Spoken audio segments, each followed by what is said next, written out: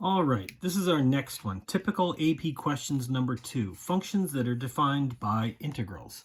So this is the first one that I chose here, the 2019. We've got some function, and yeah, this is the graph of f. However, they're going to be talking about other things based upon this graph. Okay, so f is a continuous function. It's defined from -6 to 5. Notice it goes -2. So we don't know what's happening over here. Okay, the function, this is a kind of a weird question. I hadn't seen this before.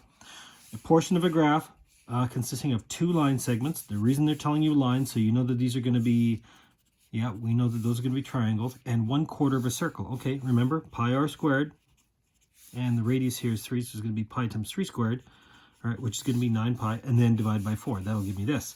Now, that'll give me this. We're talking about the area underneath. Okay. Quarter circle centered at the point 5, 3. Yep. It's known that they tell us this x and y value is on the graph of f. Okay, so somehow that's this value here, whatever that means. Okay, so first off, the first thing they're saying is -6 to 5 f is equal to 7. Find the value of -6 to -2. Show the work. What? Hang on. This is the concept that the area from -6 to -2 plus the area from -2 to 5 should equal the area from -6 to +5, right? That's the additivity of integrals. Okay, so the area from -6 to -2 is what we're trying to find. -6 to +5 is 7. That's this. Okay, so this is, all right, sorry, I should be saying f of x dx, f of x dx, f of x dx. This is 7, we know that. The area from -2 to 5, that's something we can figure out, and that's what we have to do. We have to figure this out in order to figure out this, because this is what we're looking for. Okay, so let's see. The area from -2 up to 5, +1/2, -1/2, those are going to cancel. -1/4, +1/4, those are going to cancel. So I'm left with this block, 1. This triangle, base times height divided by 2. That's another 1, 1, 1, right? And then I've got this. Now, careful, you remember? We said the quarter circle was this. We're going to have to do this whole block, which is 9, minus this in order to get this little corner triangle. It's not a triangle, but this corner piece here. Okay, so this plus, okay, so let's see. This was 1/2, so it's going to be 0 plus 1/2, 0 plus 1 and 1, so 1 and 1 is 2, and then so it's going to be 2 and then 9 minus this thing. So 9 minus, and it was pi r squared over 4, right? Ah, that's right, because it was a 3 squared. So you don't need to show all this work of how you got this. They just know that you can figure that out. Okay, so what do we got? So we got 11 minus 9 pi over 4 plus whatever this is equal to 7. Let's move that over. Minus off 11, so -4 plus 9 pi over 4 is equal to, that's the integral that we're looking for.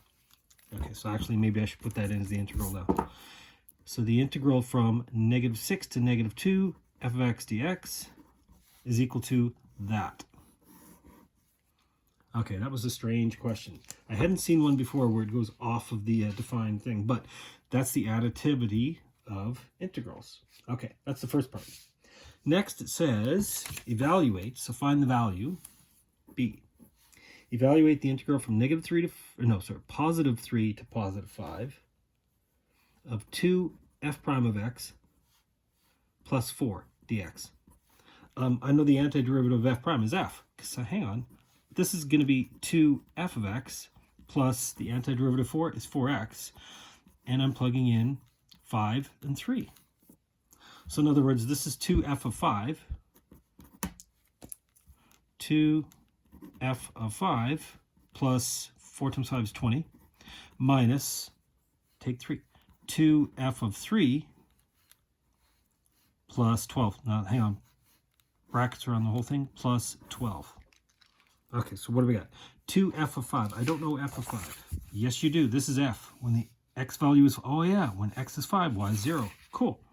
So 0 plus 20 minus 12 is going to be 8. So it's really 2. 2 times, what's f of 3?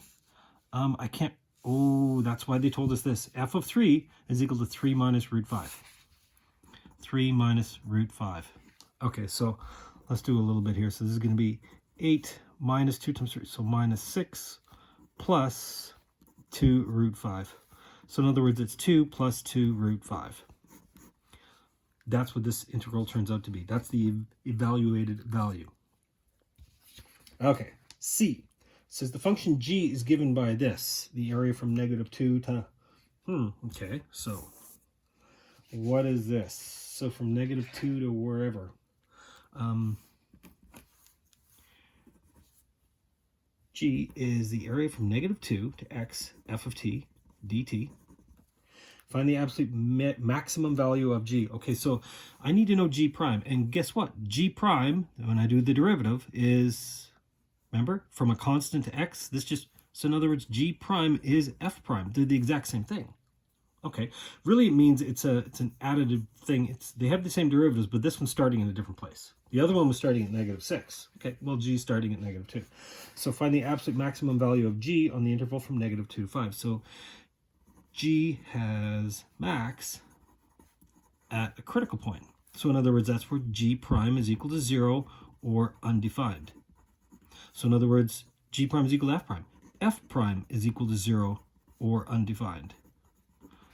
Okay, well, let's look at the graph. Where is f prime? So in other words, the slope. Where is the slope equal to 0 undefined? Well, undefined there's a kink. Undefined there's a kink. And, oh, I should probably include the endpoints, right? The endpoint's -2.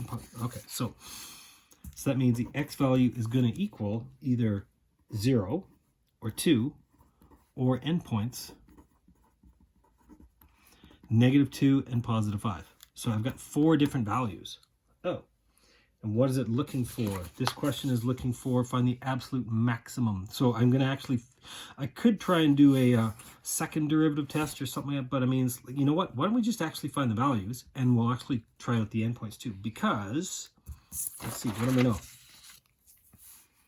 X and then g of x, right? When the x value is -2, that's actually the easiest one. Because remember, g is from -2 up to x. So this is the integral from -2 to -2, which is 0. Done. That one's easy. Let's try 0. When the x value is 0, what's g of 0? It means the area from -2 up to, oh yeah, so it's the area from -2 to 0. So -2 to 0, this area here, that's also 0 because these two cancel each other out. Oh, okay, that wasn't that bad. 2. What's 2? This is the area from -2. Okay, so this is the area from -2 to +2, f of t dt. Okay, that's a different area. But hang on, we already figured out this makes 0, this makes 0, up to 2, this makes 1 and 1. So this is actually equal to 2. Okay, what's the last one? When the x value is 5. It's going to be 2 plus this area here. So it's going to be 2 plus, what did we say? That was 9 minus 9 pi over 4. Excuse me. Okay, so, because that's what this was. This was 9, right? The whole thing minus the circle. And the circle is 9 pi over 4. Okay, so there's my maximum value. Now hang on, do they want to know the x value or do they want to know the y value?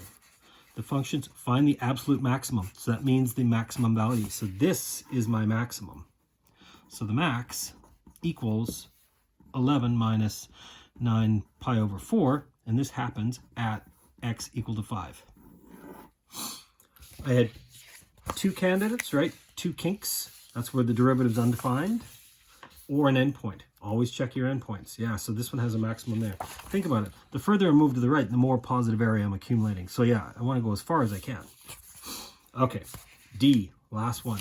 So D, oh yeah, D, I see a limit. I'm thinking this is probably L'Hopital's rule, right? This is a limit. As x approaches 1, 10 to the x minus 3f prime of x all over f of x minus arctan. What? Remember, if this turns out to be 0 over 0, it's going to be an indeterminate form, which means I can use L'Hopital's rule, which means I can do a derivative. Okay, so step 1, plug in the x of 1. So this is 10 to the 1. So this is 10 minus 3f prime of, what's f prime of 1? And this is f of 1 minus arctan of, arctan of x, arctan of 1. What? What does this thing turn out? Hang on. F of 1, let's do that first. When the x value is 1, the y value is 1. Okay, so this is 1. What's f prime? So in other words, what's the slope? Well, the slope here, f of 1, is the rise over the run. It's 2 over 1. So this is 3 times 2. So this turns out to be 6. This is not 0 over 0. No. This is, I actually got to figure this out. This is 4 over something. So arctan of 1. If only I remembered arctan of 1. Remember? If you go back to the sine, cos, tan, if you go back to all of that, remember there was a place where the sine and the cos were the exact same and tan was 1. That was at 45 degrees, or in other words, pi by 4. Remember? That's oh yeah, that's really what this means. Tan is 1 means the angle is pi by 4. So this is pi by 4. So this is 1 minus pi by 4. So I don't know if we really need to simplify that. I mean, I could multiply top and bottom by 4. So I'm going to get 16 all over 4 minus pi. All right. Y, that's a number. So is that. They're both numbers. I don't have a calculator for this one, so I wouldn't turn this into a decimal. And I do know that you do have a calculator beside you at home, but by all means, don't turn that into a decimal. You don't really need to. There's my answer, D.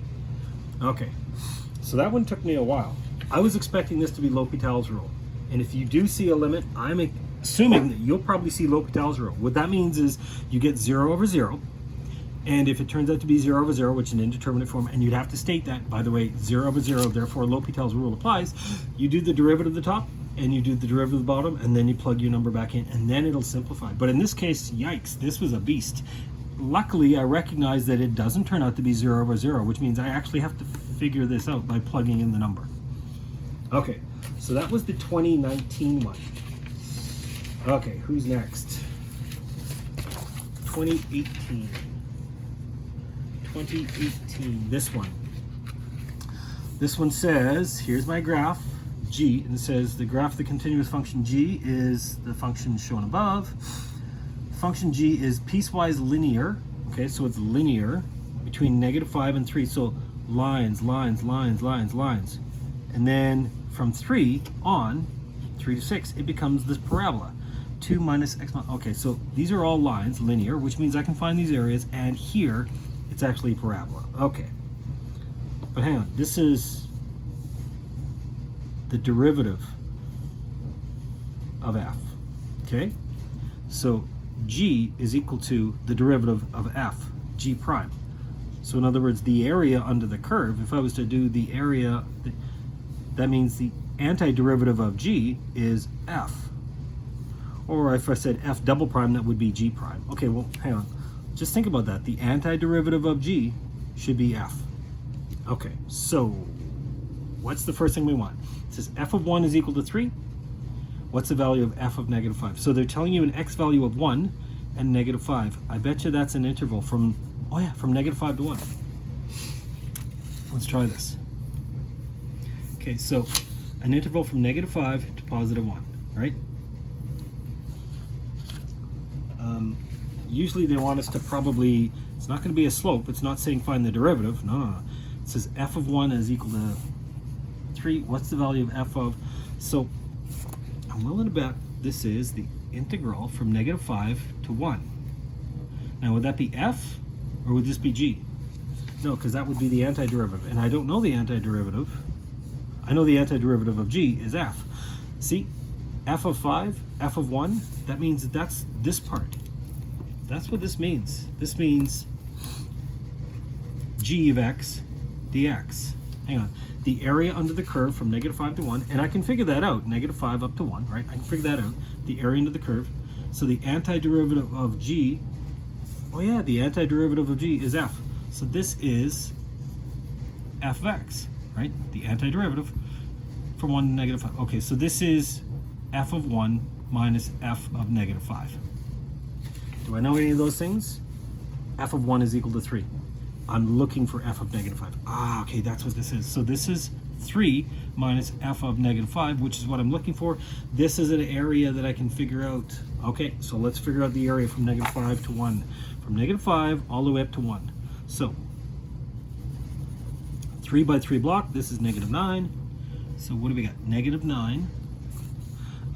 Triangle, base times height divided by 2. So 1 times 3 divided, so 1.5 minus 1.5. Minus because it's underneath the x-axis, 0, 0, 0, 0, 0, up to 1. Base times height divided by 2. Base times height, 1 times 2 divided by 2, so plus 1. So in other words, this is negative 10.5 plus 1, which is going to be negative 9.5. Minus 3, minus 3. So negative 12.5 is equal to negative f of negative 5, which means positive, positive. F of negative 5 is equal to 12.5. Yikes. That was a little bit confusing. Okay, who's next? B.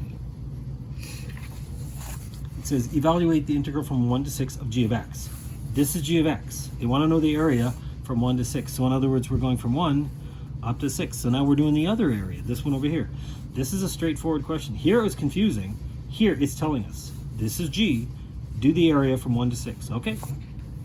The area from 1 to 6 g of x dx is, well, it's from 1 to, this is going to be this area plus, I don't know this area, but it's the area underneath a parabola. They told us this is parabola. Oh yeah.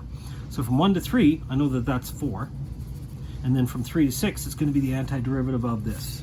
So this is going to be, well, I'm going to do this. I'm going to say it's from 1 to 3 plus the integral from 3 to 6. G of x dx, g of x dx. This is 4, right? I can tell from my area, 1, 2, 3, 4. This is the area from 3 to 6 of 2, x minus 4 squared dx. I can figure this out. In fact, I have to figure this out. This is just 4. This is, okay, x minus 4 squared becomes cubed, and then divided, so 2/3. There's the antiderivative, and I'm plugging in 6 and 3. Okay, so what do we get? 4 plus. So 6 minus 4 is 2. 2 cubed is 8. So this is 2/3 times 8 minus 2/3 times, take 3 and plug it in. 1 minus 4 is negative 1. Negative 1 cubed is negative 1. So this is negative 1, right? 2/3 times negative 1. That's going to make it plus. Hang on, what do we got? 4 plus, this is 16/3 plus 2/3, which is 4 plus 18/3, which is 6. 10. Total area turns out to be 10. Yikes. That was kind of confusing. Okay. Who's next? C. C, it says, for the interval from negative 5 up to 6, on what open intervals, open, yay, is the graph both increasing and concave up? Now hang on, the graph of F. F is increasing and concave up. Okay, F increasing means F prime is positive and F double prime is positive. Okay, I get that. F is increasing means, but I don't know F. I know G, but you remember G is equal to F prime. So that means where is G positive and G prime is positive. So in other words, G is increasing.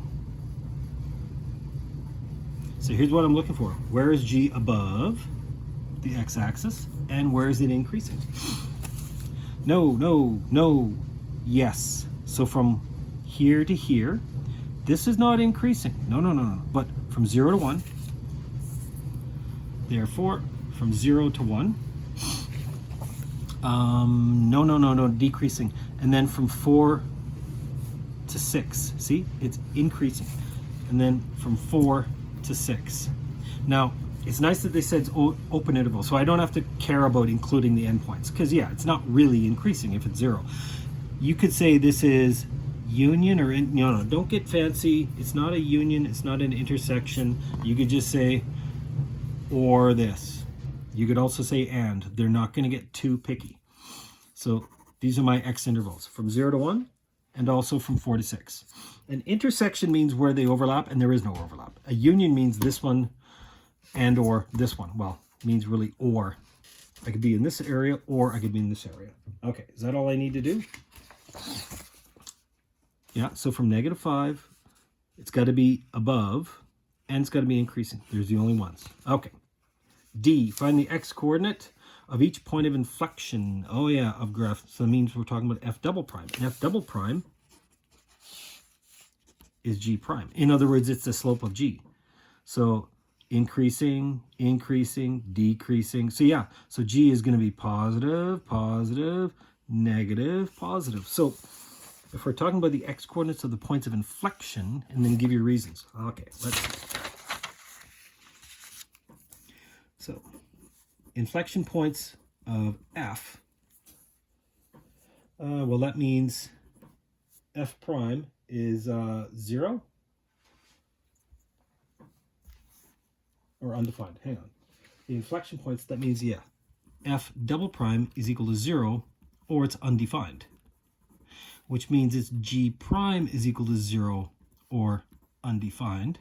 In other words, let's see, the slope of g is 0 or it's undefined. That is a whole place there. So there's an entire one there, but I'm looking for where it's undefined. This is not really concavity because it's always changed, or it's always a constant. Undefined really means the kinks. 1, 2, 3, 4, 5, 6. Well, it's not a kink, but that's where the slope is 0. So the x value would be -2, -1, 0, 1, 3. Whoa. -2, -1, 0, 1, 3, and also 4. Wow, that's a lot of candidates, right? Find the x-coordinate of each point of inflection. They don't want to know the x and y. They only want to know the x-coordinate because we don't know the actual y value. Give reasons. Remember, those are candidates. In order to be an inflection point, concavity needs to change. So concavity must change, right? From positive to negative, or in other words, negative to positive. So in other words, g prime, the slope has to change from increasing to decreasing. So g prime must change positive to negative or negative to positive, right? It has to be a change. Being equal to 0 or being equal to undefined is not enough. Where does the slope change? No, this is 0. So that's not a change.